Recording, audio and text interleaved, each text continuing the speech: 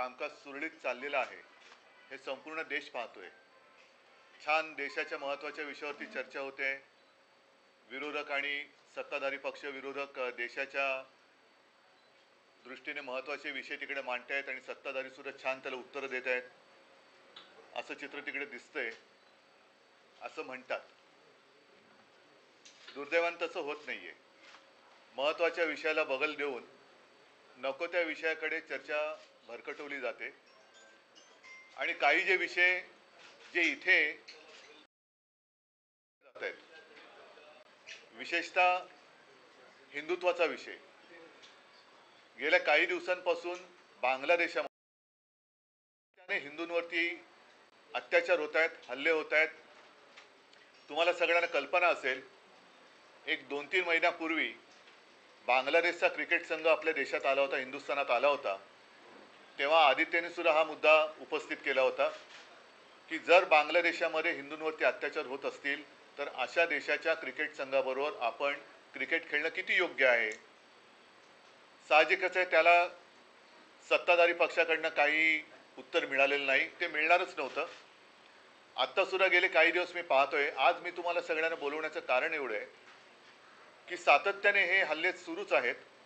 अगदी बांगलादेशामध्ये ही बातमी महाराष्ट्र टाइम्सची आहे, इस्कॉनचं केंद्र, इस्कॉनचं मंदिर जाळले तरी आपण गप्प आहोत। त्यांच्या प्रमुख तिथल्या कोण जे असतात इस्कॉनचे, त्यांना अटक झाली तरी सुद्धा आपण गप्प आहोत। हिंदूंवरती रोज अत्याचार होत आहेत तरी देखील आपण गप्प आहोत। मग आपले विश्वगुरू हे अत्याचार नुसतं पाहत का बसलेले आहेत? माझी पंतप्रधान नरेंद्र मोदीजींना विनंती आहे तमाम हिंदूंतर्फे की जसं आपण एका फोनवरती युक्रेनचं युद्ध थांबवलं होतं, तसंच बांगलादेशमध्ये जे काही हिंदूंवरती अत्याचार होत आहेत त्याबद्दल आपण काहीतरी भूमिका घ्यायला पाहिजे, पावलं उचलायला पाहिजेत। कारण इथे नुसतं बटेंगे कटेंगे फटेंगे वटेंगे असं करून काही उपयोग नाही आहे। जिथे काही नाही आहे तिकडे छाती फुगवून दाखवण्यात काही अर्थ नाही आहे, पण जिथे अत्याचार होत आहेत त्यांना आपली धमक दाखवण्याची आज गरज आहे। आणि त्याच्यासाठी आपण काय करणार आहोत? कारण काल आमच्या खासदारांनी माननीय पंतप्रधानांच्या भेटीची वेळ मागितली होती, पण त्यांना ती नाकारण्यात आली। कारण मी सांगितलं होतं की रितसर आपण जाऊन पंतप्रधानांना एक पत्र द्यावं आणि त्यांचे व्याप खूप आहेत, त्यांना खूप खूप देशांमध्ये फिरायचं असतं, जगभर फिरायचं असतं, भाषणं द्यायची असतात। तर कदाचित त्यांच्या नजरेत बांगलादेशामध्ये होणारे हिंदूंवरचे अत्याचार लक्षात आले नसतील, जसं मणिपूरचे आलेले नाहीत, तसंच हिंदूंवरचे अत्याचार बांगलादेशात होत आहेत, मंदिर जाळलं जाते, आणखीन काय काय होते, संपूर्ण सगळ्या काय बातमी येत नाही आहेत। तर केंद्र सरकारने तात्काळ काय पावलं उचलणार आहेत हे स्पष्ट केलं पाहिजे। बाकीच्या चर्चा तूर्त एक दिवस बाजूला ठेवा आणि संसदेमध्ये बांगलादेशात होणाऱ्या हिंदूंवरती अत्याचारांबद्दल केंद्र सरकारची नेमकी भूमिका काय आहे आणि आपण काय पावलं उचलणार आहोत, त्या सुरक्षित आहेत, त्या सुरक्षित आहेत असलेले जे सारे गोरगरीब हिंदू आहेत ते मात्र हे त्यांनी सांगायला पाहिजे। आणि जसं बांगलादेशामध्ये इस्कॉनचं, मला खरं म्हणजे आश्चर्य वाटलं, संतापही आलाय की 2 बातम्या, कदाचित ही मंदिरं एवढी महत्त्वाची नसतील त्यांच्यासाठी, पण ही कालची बातमी आहे सकाळमधली, सिडकोचा डोळा, हे कुळांचे भूखंड कोणाला मिळणार? आता सध्या भूखंड कोणाला एकालाच मिळत आहेत, तर हा सुद्धा भूखंड जो आहे सिडकोचा, हा सुद्धा त्यांनाच जाणार आहे का? आणि मंदिराचा जो काही भूखंड आहे तो त्यांना जाणार आहे का? दुसरं सामनाची बातमी आहे, ही सुद्धा मोठी बातमी आहे।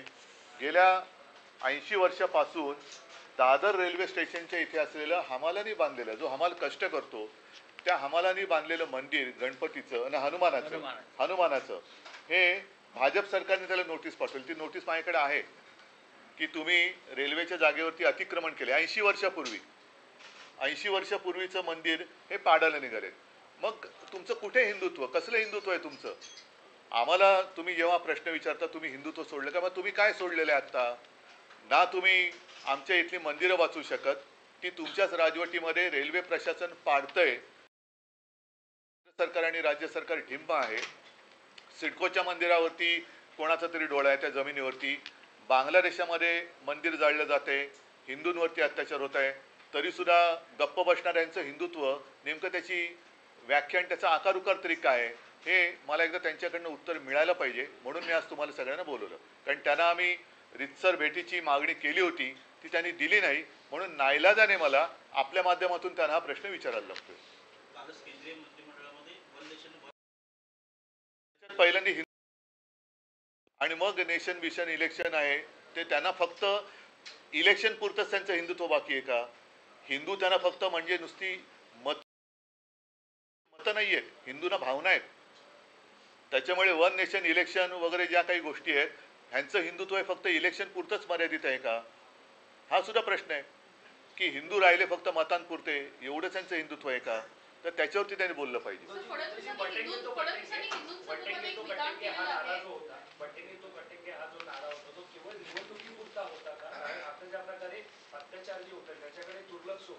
हो, तसंच माझं म्हणणं आहे की यांचं हिंदुत्व हे मतांपुरतं आहे.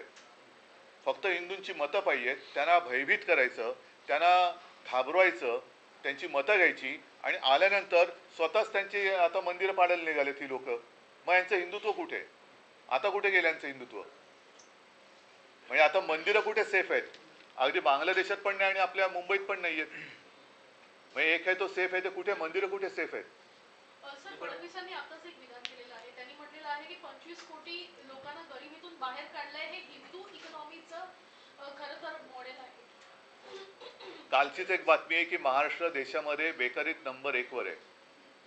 ही कालची बातमी आहे.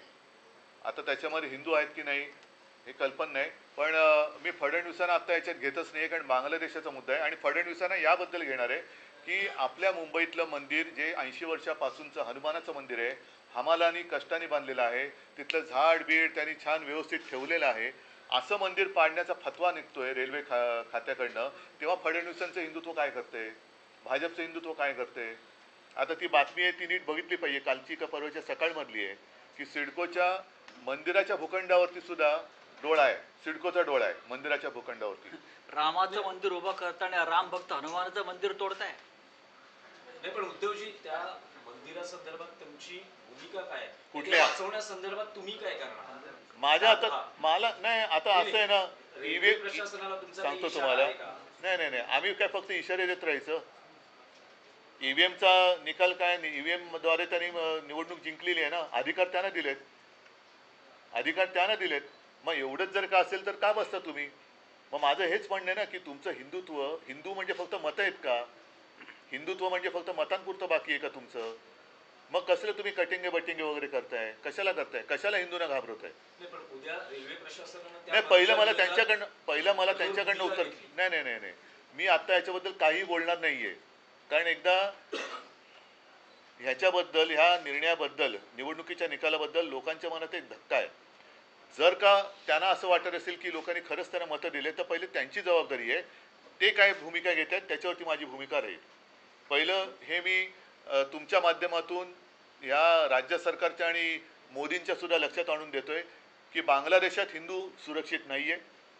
माझ्या राज्यामध्ये हिंदूंची मंदिरं पाडली जात आहेत. अशा वेळेला ज्या हिंदूंच्या मतांवरती तुम्ही निवडून आलात, त्या हिंदूंची मंदिरं वाचवण्यासाठी तुम्ही काय करणार आहात, हे मला पहिले त्यांच्याकडनं उत्तर तर येऊ द्या.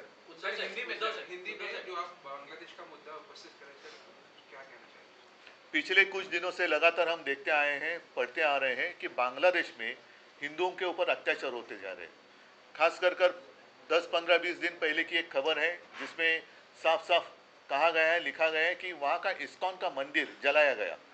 वहाँ के इस्कॉन के जो भी क्या कहते हैं उनको, पुजारी है, प्रमुख है, उनको गिरफ्तार किया गया.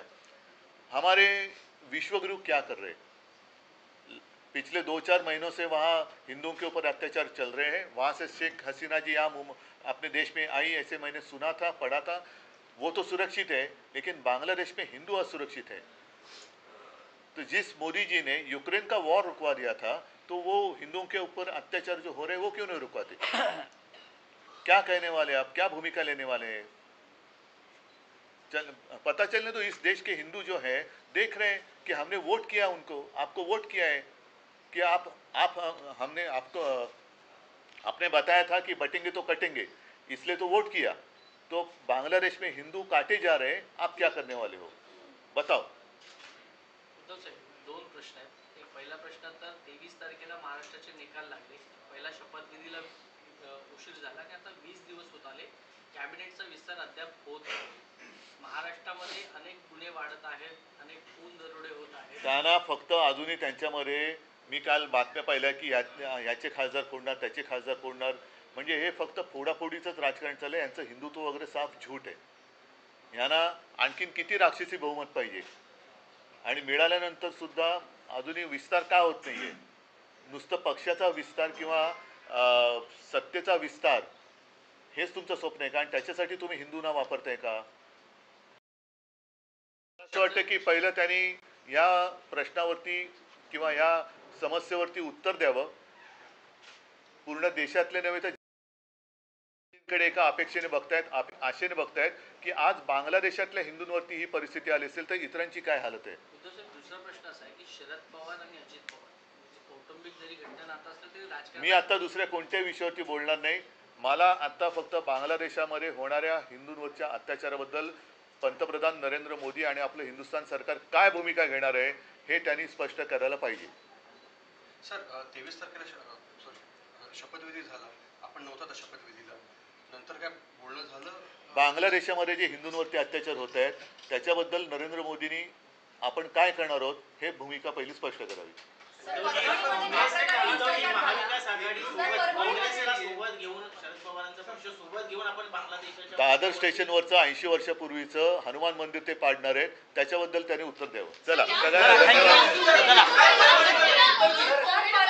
याच परिणामावरून कोविडमध्ये महाविकास आघाडीला घेण्याचा प्रयत्न केला होता. मात्र आताची त्यांची मंदिरांबाबतची भूमिका तुम्हाला संशयास्पद वाटते का? संशयास्पद नाही, ही याला काय भूमिकाच म्हणत नाही. मला असं वाटतं मी बोललोय ते पुरेसं आहे. त्याच्यावरती त्यांच्याकडनं उत्तर येणं किती अपेक्षा करू याची मला काय आयडिया नाही आहे. तर त्यांच्याकडनं जर त्यांच्यात थोडं जरी हिंदुत्व बाकी राहिलं असेल, लाज लज्जा शरम हिंदुत्वावरनं त्यांच्यात बाकी राहिली असेल तर भारतीय जनता पक्षाने आणि पंतप्रधानाने बांगलादेशात हिंदूंवरती होणाऱ्या अत्याचाराबद्दल बोलावं.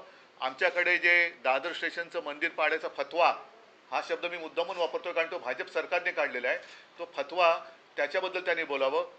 सिडकोचा डोळा तिथल्या मंदिराच्या जागेवरती आहे, तो भूखंड कोणाला देणार आहेत त्याच्याबद्दल बोलावं आणि मग त्याने आम्हाला हिंदुत्वावरती विचारावं. सगळ्यांना धन्यवाद.